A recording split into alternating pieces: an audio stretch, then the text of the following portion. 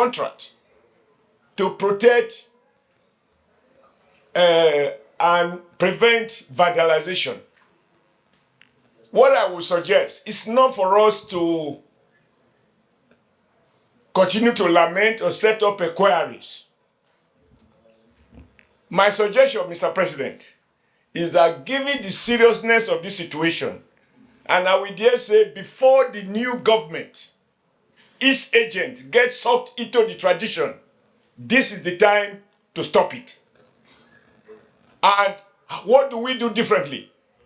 Mr. President, under your leadership, I think the matter is serious enough to invite the Chief of Naval Staff and the Chief of Army Staff and even the Chief of Air Staff, because you can't have big vessels in Nigerian waters for weeks being fed by small vessels, and the oil is scattered away.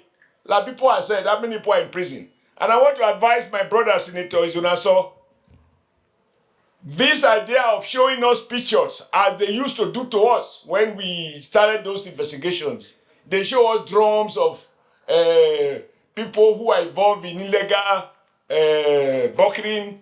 They show us a couple of drums, etc., etc. I had argued then, and I believe it now, that the combined total of what you can cut away in drums cannot explain 100, 200, 300, 400, 500,000 barrels per day being stolen. It cannot.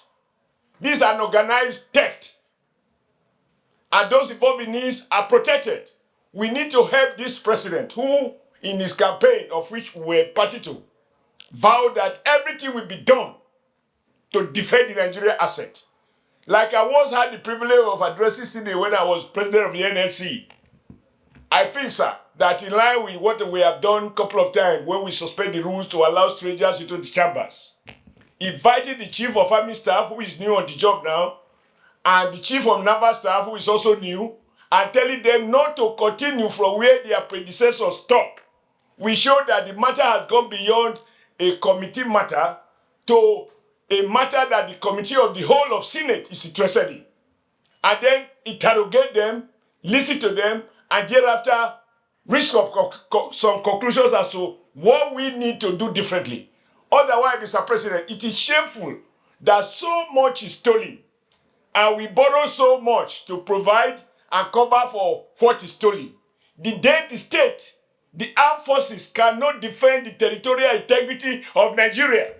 It's a sad commentary on the state of affairs of our country. No excuse can be good enough. So I want to thank Mr. Oweke and I want to appreciate you, Mr. President, for allowing many people to comment on this, because our collective future is evolving.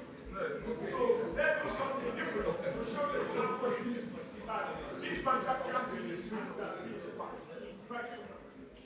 Thank you.